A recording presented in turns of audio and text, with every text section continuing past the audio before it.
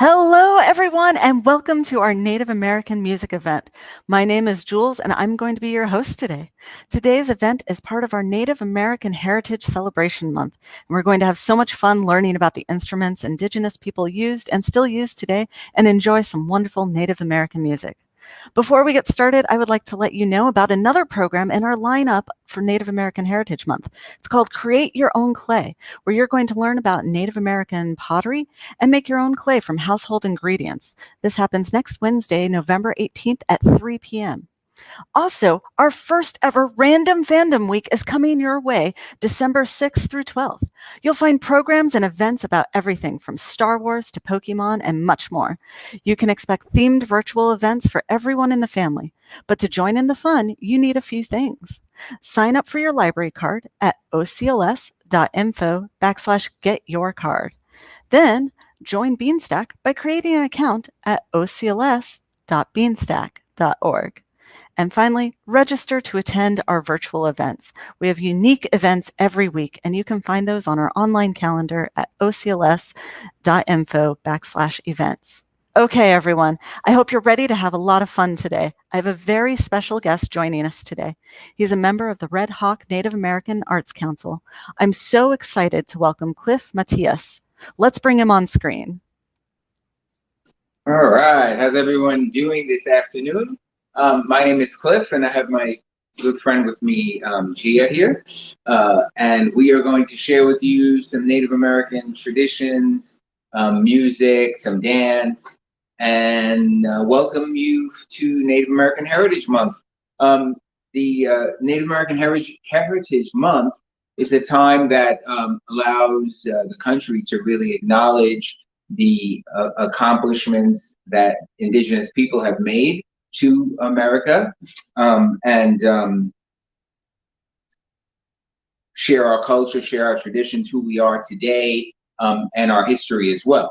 And so, a lot of times people will correlate, because it's in November, Native American Heritage Month and Thanksgiving. And I always correct people, like Native Americans, although, there is the story of Thanksgiving, but to the Wampanoags, Thanksgiving has sort of a different meaning. So it's important to remember that Native American Heritage Month really has nothing to do with Thanksgiving. It has to do with celebrating Native American culture and traditions, and that's what we're gonna do today. So we're going to start off by using this instrument, and this is a drum. You can see the shape of the circle. And the drum is a really important instrument to Indigenous people all over the planet, because the drum represents something very special to us. So, for Indigenous people here in the Americas, when we dance and sing, we often dance and sing to a beat, or sometimes it's faster. But our drums are shaped in this circle, and this circle represents the earth. We believe the earth is alive, so when we dance and sing to these beats, sometimes like this, or sometimes a straight beat, sounds like a heartbeat, right? That's what we dance and sing to, the heartbeat of Mother Earth. We believe the earth is alive, and so we dance and sing to a very important part of her heartbeat. Now, sometimes when you watch TV and movies, you might hear this. And I always ask people, does your heart sound like that? We don't dance and sing to that. It's just made up in movies. Something we call stereotypes. Now, unfortunately, there are a lot of stereotypes about Native Americans that aren't correct, and Indigenous people that aren't correct. And so we're here to try and correct a few. Now, often people, when they see Native Americans, they'll go, ooh, put their hands over their mouths.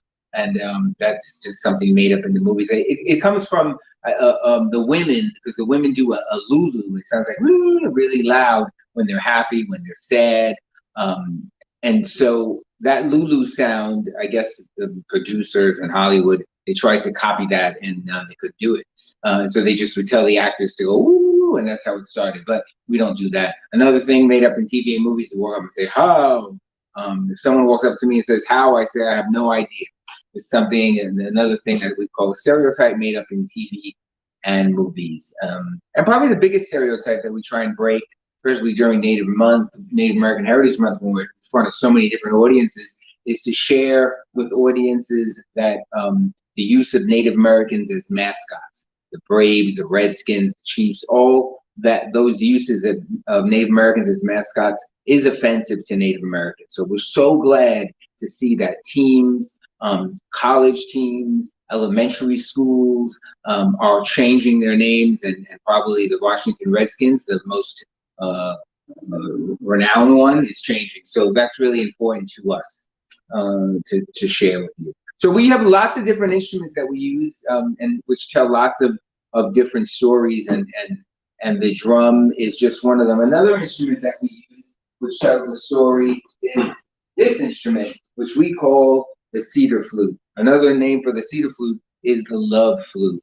The story of this flute is that a long time ago, a young man was in love with a beautiful girl, and he didn't know how to express himself. And so he went to his grandfather and he said, "How can I get that girl to notice me?"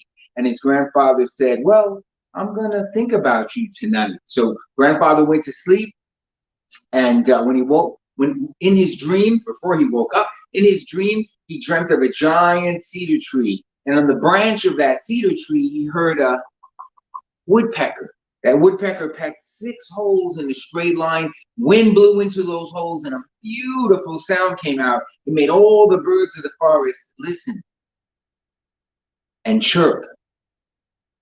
The next morning when grandfather woke up, he looked outside his lodge and he saw that same tree, and he noticed the same 6 holes. He said, "My brother the tree, can I have this branch for my grandson?" And the tree said yes. And grandfather said, "Well, tell me about these holes. Tell me the story of them." And the tree said, "Grandfather, one is for Mother Earth. One is for the 4 directions, the north, the south, the east, and the west. One is for the 4 creatures of the earth, those that swim, those that walk, those that crawl. One is for the 4 seasons. One is for the did I say that? I did. And the last one is for Mother Earth. You always have to remember Mother Earth." Well, he was so thankful to the tree for that story. He asked the tree, "Can I have this branch for my grandson?" And the tree said yes. So grandfather took that branch, he carved it, and made it look like the woodpecker was still sitting on it. You can notice the woodpecker right there on top. And he gave it to his grandson. He said, "Play this for the girl." And he said, "I don't know what to do with it." He said, "Just place it to your lips and blow on it." And when he did,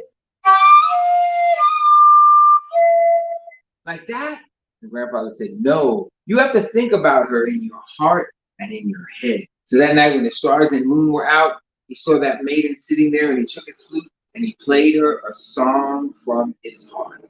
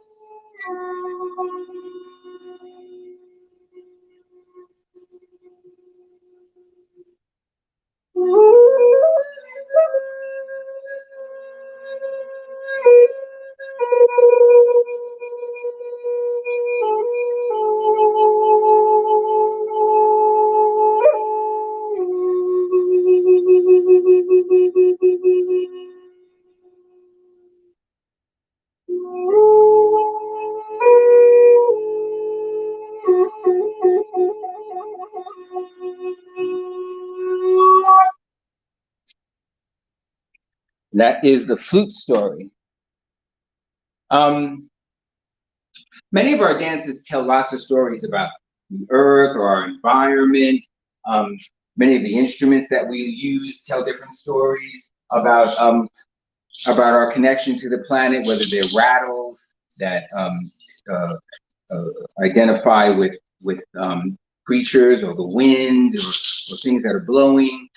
So, I'm gonna let Gia share with you her story about the dance that she's gonna share with you, known as the Apache Rainbow Dance. Hello, my name is Gia.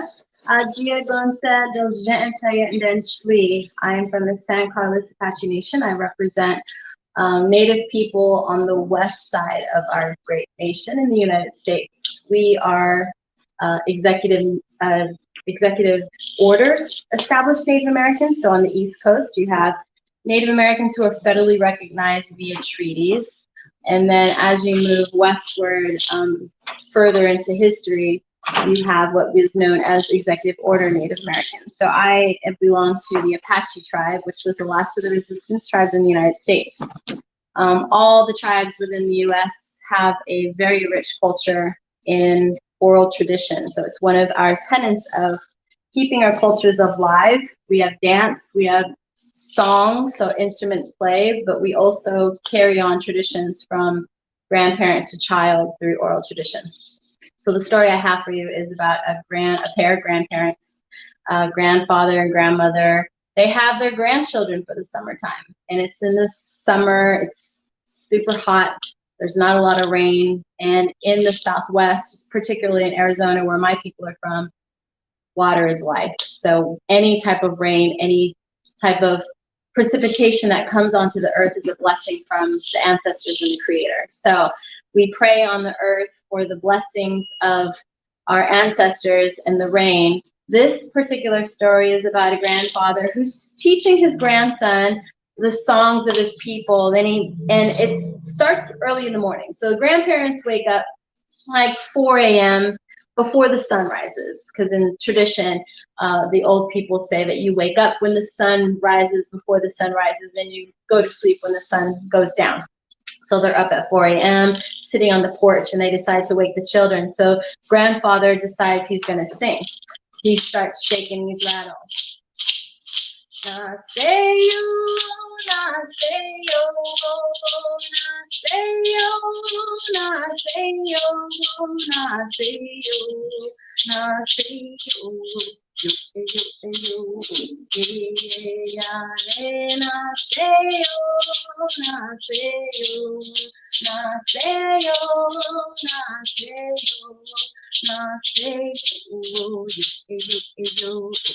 So after he sings the second verse, he sings it 4 times to each direction. The kids wake up. Grandson hears his grandfather right away, and he runs out and he sits on his lap. And he's like, "Grandfather, are you going to teach me this song today?" And he's like, "I think I'm going to teach you a different song today, son. We haven't had much rain in the summertime, and it's about that time that we ask the Creator for a little bit of rain." So he starts to sing him the rain song, using his rattle that sounds sort of like the rain. He starts to sing a song, and while he's learning a song, grandmother looks at her granddaughter and says, "You know, granddaughter, if you go out into the field, out into the open, and pray to each corner of the earth, each direction, maybe the gods will hear you." So she's like, "Really?" And she's ecstatic, and she runs out into the field, and she looks, and she thinks about all of her thoughts and her intentions, and she faces the east before the rising sun, and she asks the gods and the ancestors, "Please, please allow us the gift of rain." Then she goes all the way into a circle to the south, the west, and then finally at the north. She turns around to seal her blessing, her prayer. Then she comes back to her grandparents, and her grandfather is still teaching the song to his grandson. And so the granddaughter's looking, and she's waiting, and she's wondering, when will her prayer be answered?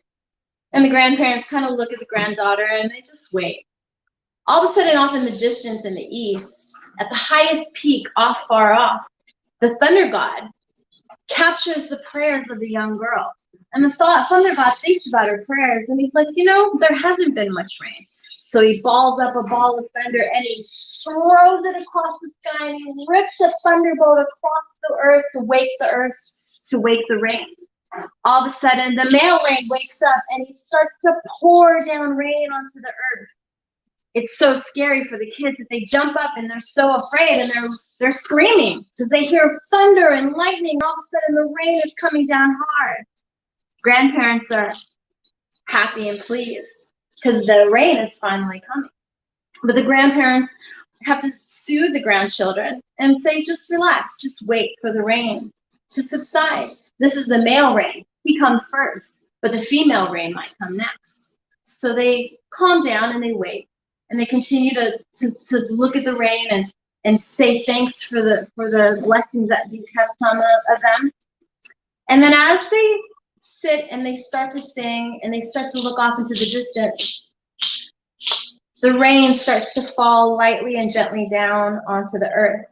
And as it falls down to the earth, the rising sun in the east starts to rise. And as the rising sun hits the female rain, a rainbow rips across the sky all the way to the eastern highest peak. That's a rainbow coming out. The grandmother looks at her granddaughter and says, "Granddaughter, we're going to teach you the appreciation dance, the rainbow dance. This is the dance that we do for our ancestors to say thanks and praise for bringing us the blessing of the rainbow." So this story is one that we tell young children as a way to incorporate a few elements of song and dance, and the most important tradition of oral tradition, passing on those stories and from your grandparents to the children. So now I will present to you that first dance that was presented to these grandchildren, the Apache Rainbow. Okay, and I'm going to use this the same drum that I used a moment ago to sing this song for Gia. It's a song. It's an Apache song. I just sing the vocal portion, but there is a portion with words, but I don't speak Apache, and so I can't sing that part of the song.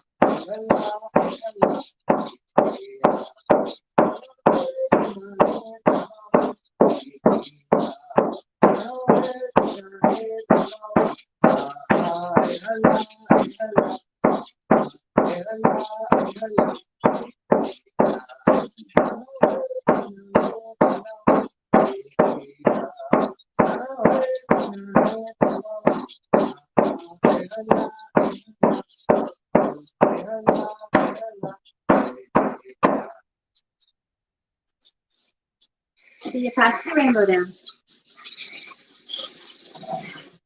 Thank you, everyone. So the next dance that we're going to try, and I wonder if everyone where you're at, you might be able to do this dance with us, and Gia and I are going to do it. It's a little difficult because I'm going to drum and do the dance at the same time, but this is a dance that comes from the plains. It's known as the buffalo dance. Now, you know, each tribe in the northern and southern plains, the people of the buffalo who lived amongst the buffalo, hunted the buffalo, Gia's people, the Comanche people, the Lakotas, Nakotas, Dakotas, in the northern plains, the Crow, the Mandan, Hidatsa, Arikara, Northern Cheyenne, Southern Cheyenne. So many different tribes lived amongst the buffalo. They used the buffalo to make their teepees. It took about 16 buffalo hides to make one full teepee. And then, of course, they used the bones for weapons and tools. They used the hooves for glue. Of course, they ate the meat. They made what we know as jerky out of the meat as well. And so every part of the buffalo was a very important part of survival for the tribes, and they used it. So each of these different nations, tribes, of people that lived amongst the buffalo have their own buffalo dance and their own sort of celebration. So this buffalo dance was taught to me, and it's a Comanche buffalo dance. In the let me get my drum here, but in the beginning of the song, the drum kind of beats quickly like this. And that fast beat is the heartbeat of Mother Earth, yes, but it's also the sound of the buffalo hooves on the earth. So as the drum is beating like this, she and I are gonna take little steps all around, and that's sort of the buffalo hooves. And then the drum beat changes; it gets steady, and it sounds like this. And what it does is see Gia go side to side, and in those steps, she's giving thanks to Mother Earth and the four directions, the connection that women have to the earth. I will be sort of taking this plodding step around like a male buffalo, sort of trying to get the attention of the female buffaloes, and that's how the male buffaloes kind of just plod around. But the women, they have a very special and specific job of connecting to the earth. Don't forget that, the earth, we call the earth Mother Earth because she is a woman and she gives life. And so women have a special, in Native American cultures, women have a special bond and connection to the earth that men don't have because we don't give life. And so during this part of the song, as the women go side to side, they share that story. And then men, we're always, in nature, the male is often the peacock of the planet. If you look at a lot of the birds, you'll notice that the male is always the prettiest, or has the most colors in many of the species of birds, and people often wonder why. Well, the male is like the peacock. So in this dance, I'm kind of plodding around, but in many instances, the male is the peacock because he tries to get the attention of if there's hawks or eagles that might hunt birds, because the female has a very important job to take care of the nest and to take care of the chicks, and so the male sort of sacrifices himself by being so bright that he attracts all the attention. So in this dance, it's kind of similar. The women are doing a specific job, going side to side, but the men, we're just kind of plodding around, like saying, "Hey, check us out." So this is the Comanche buffalo dance. Yo, hey, hey, yo, hey, yo, hey, yo,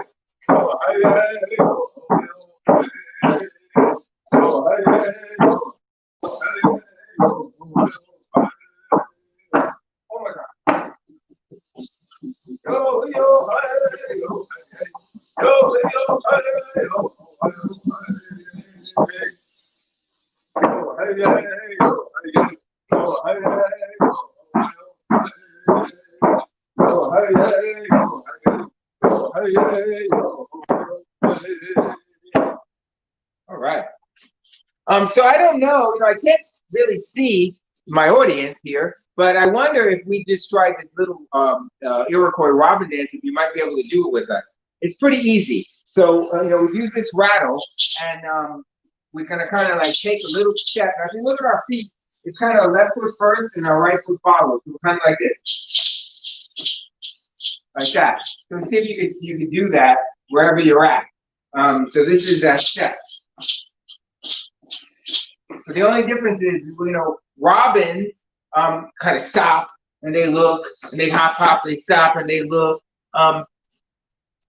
This dance is sort of to say, winter is coming, and it's sort of to say goodbye to the robins. Here in the northern part of the country, the robins are flying south, and so this dance sort of tells that story. So when the song stops, you have to really listen. I'm gonna go yo we hey and we freeze. Now when I go yo, you're all gonna yell yo back. So yo, yo, you're gonna do that back. Yo, yo. All right, we can try it. Here we go. So little steps, little robin steps. That left foot and right foot follows. Here we go. Yo, we're gonna walk first. Yo, yo. Down away, I go away, I go away, we go away. Hey yo, no, hey yo, hey yo, hey yo, yo,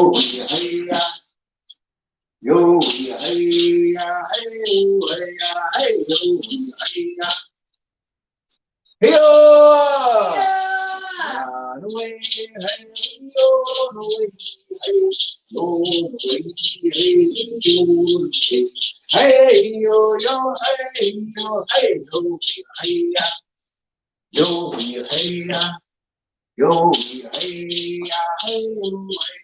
hey yo, hey yo. All right, thank you. This rattle, I'll share with you a little bit that I was using. This is a gourd rattle. So a gourd is just a dried piece of fruit or a vegetable. It's dried out, and we pop a hole in it. After we dry it out, we take the seeds out, and then we pop a hole in it and put the seeds back in. Put a little handle there, and next thing you know, you got a pretty good rattle. All right, so I'm going to share my dance with you. Usually we have big spaces to do this dance, so I don't have to make it work in here. This dance is known as the Gourd Dance. It tells a lot of different stories. It tells a lot of different stories. One of the best stories that it really tells is the story of what we do in our lives and how it returns to us. So, if you're in school, you know that you have to work hard, you have to study, you have to pay attention, you have to do your homework. So there's a lot of work you have to do. But if you do that work, it comes back to you, you get a good grade. So, we often say, what we put out comes back. Hard work, dedication, studying, paying attention, passing exams, comes back, you get a good grade. But if you don't study, you don't work hard, you don't pay attention, you can't expect that that's not going to return to you too, and you might get a bad grade. So what we put out often comes back to us, and we call that the circle. We often call that also the circle of life. So when hoop dancers dance and they throw their hoops, it's always that lesson that what we put out comes back. And so that's something that I think about as hoop dancing. And now, but then also, we spoke about the circle of the drum and also the circle of the earth, right?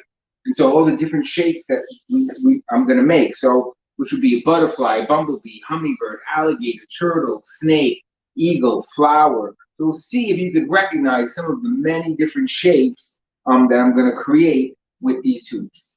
So this dance is known as the hoop dance.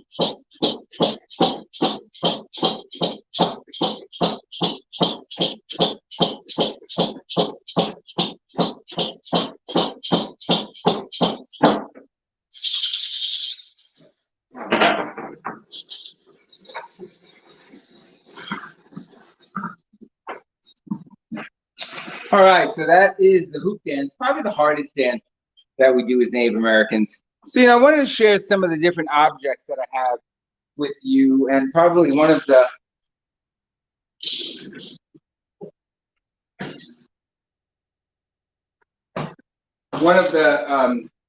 conversations that people often have about Native American culture and traditions are headdresses. Each tribe or nation, depending, I'm going to try and sit so I might be a little easier for you to see me. So tribes and nations have different types of headdresses that mean something to them. Probably the most common headdress that people, and you can see I'm not wearing any, I'm a hoop dancer, so I don't really wear anything on my head when I'm hoop dancing, but probably one of the most common headdresses that people correlate with Native Americans is this, what we call the war bonnet, worn by the people of the plains. It's been adopted by many different tribes of Native Americans, but originally it was worn by the plains people, northern plains people. These headdresses are passed down from generation to generation. You don't have to be a chief to own one, but you have to be given the right to wear one of these. And I know often people are wearing them for fun or during Halloween. Sometimes I see in concerts people are wearing them. I've seen DJs wearing them, and it's pretty upsetting for Native Americans to when we see people wearing these headdresses, because this is an honored part of tradition and culture to many tribes. My people don't wear headdresses like this, but the people of the plains do, and so this type of you often see it used as in mascot situations for different sport teams. This is not a real war bonnet. These are painted turkey feathers, and this is just a replica that I just use when I'm talking about different headdresses.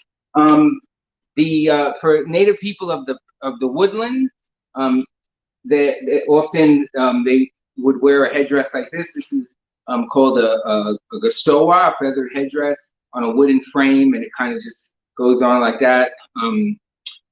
Depending on what tribe you are, it would depend on how many eagle feathers you might have on top, sticking straight up. The Eastern Woodlands people use these types of Gustowas. And then there is a more modern, this is a really modern headdress known as a ropesha, which is a Lakota word which means hair that stands up. These are made out of porcupine hair and deer hair. In the old days, they were just real small and they would go on the back of their heads. But today, when we dance and sing, we really celebrate with them and wear big ones with lots of colors. So it kind of just sits on your head like this. You pull your braid, you make a braid on top, and you pull it through this little hole here, and then you put a stick, and that would hold it on your head. So this is I don't have it straight though, but yeah, there it is. So this is a ropesha. Just a few of the different headdresses, and then of course you saw Gia's headdress, which is only used during that particular dance. But all the things that we wear, all the colors, all the patterns tell different stories. You see some of the water birds on mine, and the color, the turquoise will have a special connection to the water, a special connection to the birds, the water birds as we call them. So that's why my regalia has lots of different shapes and colors with birds. We're talking about instruments in our dress. Sometimes our regalia is also an instrument. You hear Gia's dress as she was dancing. She has cones on it. Our women do have specific dances. This dress is known as the Jingle Dress dance, and you can see there's lids on it. And as the women dance, it mimics the sound of rain. So similar to Gia's dance, but it sounds like that. And so this particular dance comes from the Great Lakes region of the United States, and each cone, there's 366, one for each day of the year. and then one special one for your own prayer. So this particular dress and this dance that goes along with it is known as the Jingle Dress. And so the dress itself is an instrument in its own right.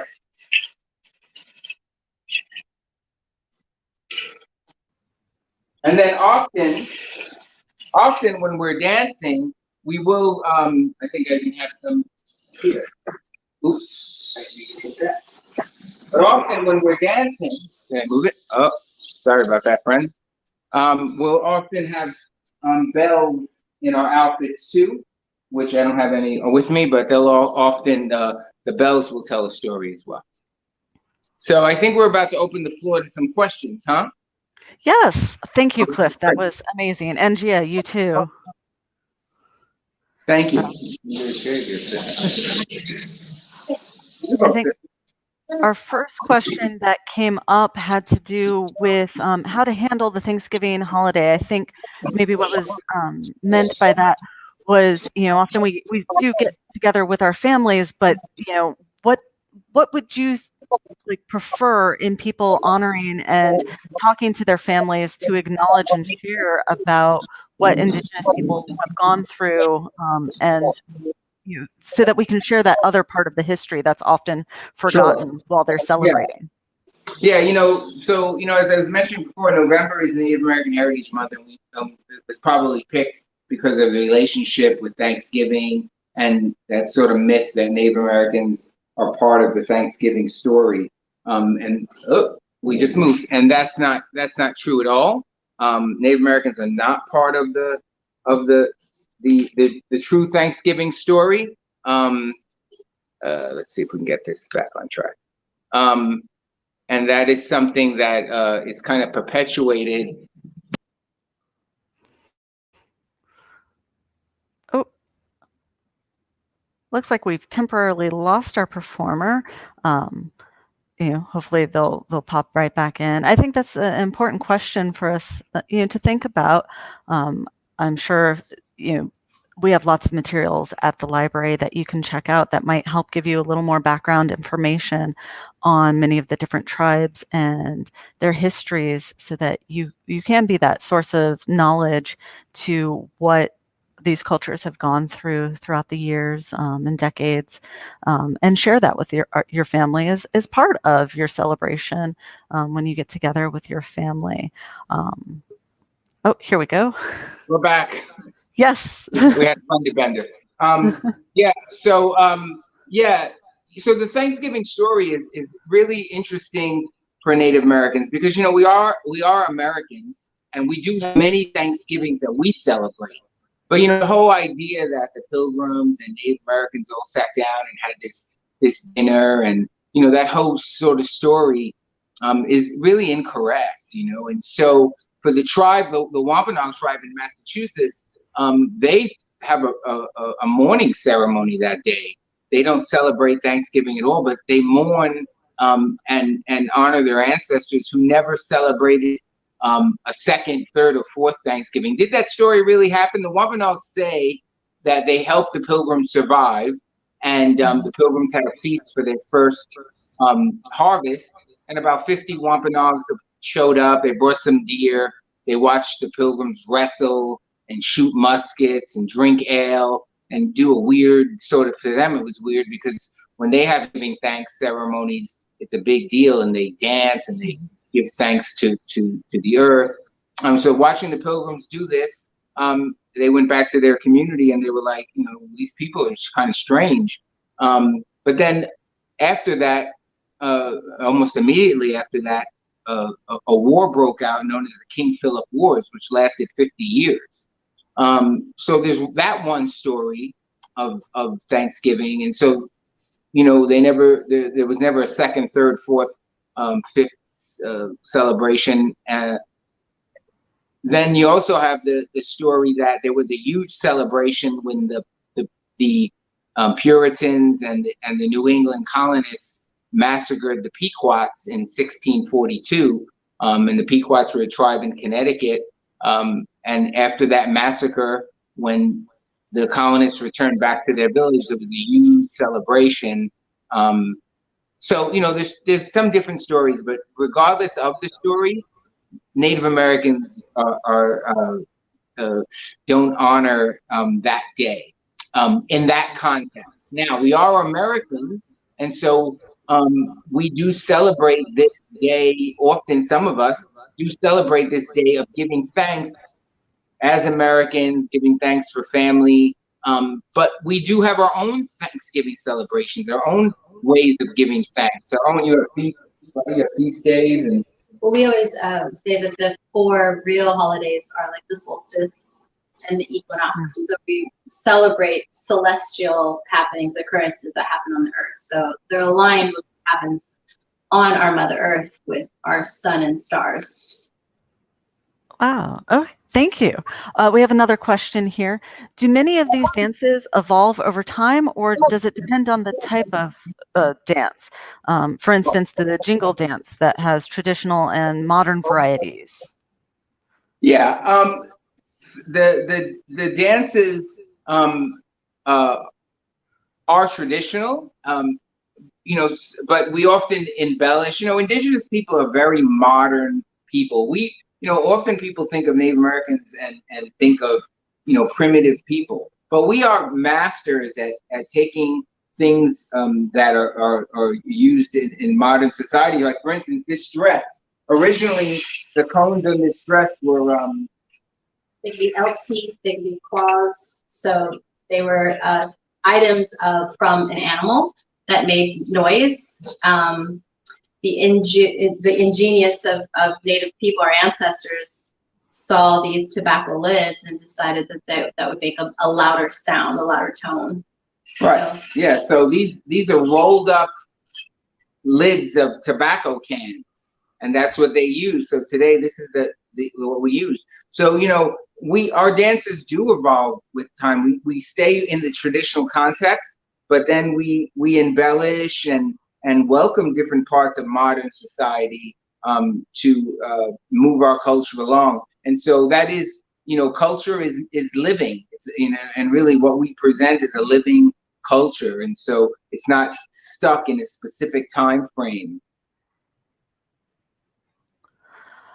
Does the hoop dance work for people that do it?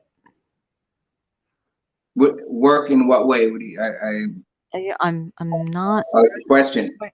Does it work? In other words, no matter who you are, what you put out in life returns to you.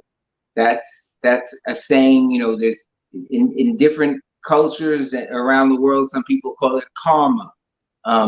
But at the end of the day, we believe that how you live returns to you. So when Europeans first came to America, they encountered people living in tribes and nations, living pretty harmoniously.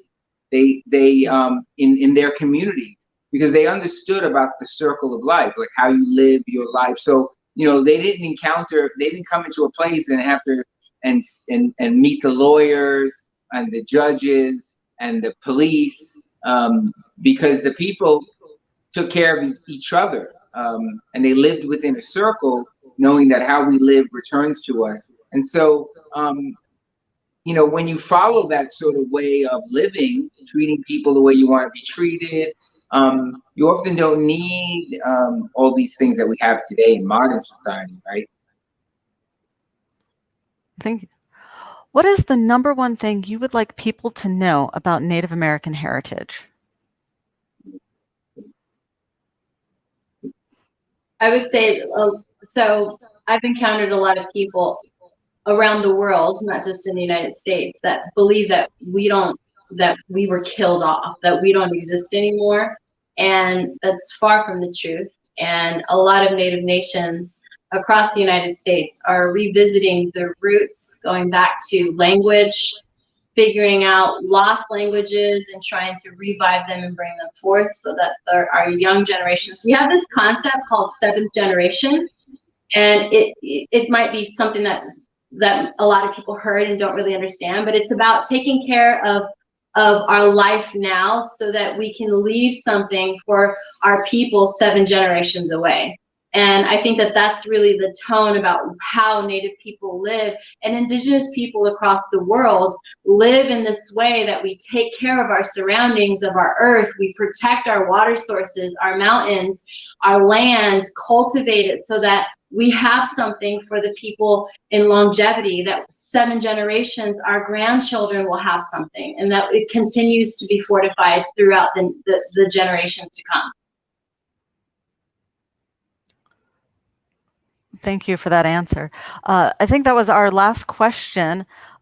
Just want to say thank you so much, Cliff and Gia, for sharing about your culture, your history, oral stories, and music with us. Is there any last items or pieces of knowledge that you would like to share with us before we wrap up our session today?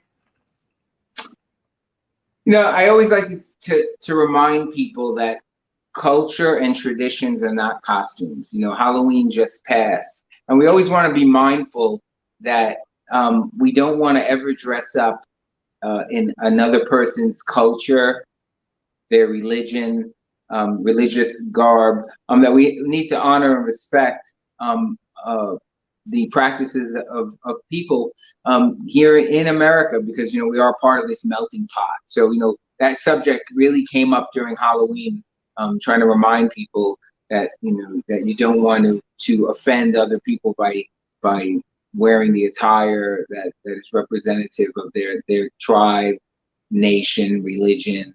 And so that's a pretty important thing. Absolutely. There is definitely a difference between appreciation of a culture and honoring it and appropriating someone else's culture. An important distinction to make. Well, thank you, everyone. We want to wish you a wonderful holiday season as we get into it, and everyone stay safe. And we hope to see you soon, maybe one day live. Well, thank you so much. And I want to thank all of you at home for joining us today. And again, Cliff and Gia for sharing so much about their culture with us. If you'd like to learn more about Native American arts, please visit the redhawkcouncil.org. And you can go check out our website to find more live virtual events that you can attend here with us at ocls.info. Don't forget to sign up for Random Fandom virtual events, and you can find more information about those at www.ocls.info/randomfandom. And keep tracking your reading activities in Beanstack. We always have fun activities, book recommendations, and challenges for you to participate in for your age group. You can sign up for an account at ocls.beanstack.org. And finally, we would love to have your feedback about our virtual event. Please complete our youth program survey in either English or Spanish at your convenience at ocls.info/survey. Thanks again for joining us today, and we'll see you next time.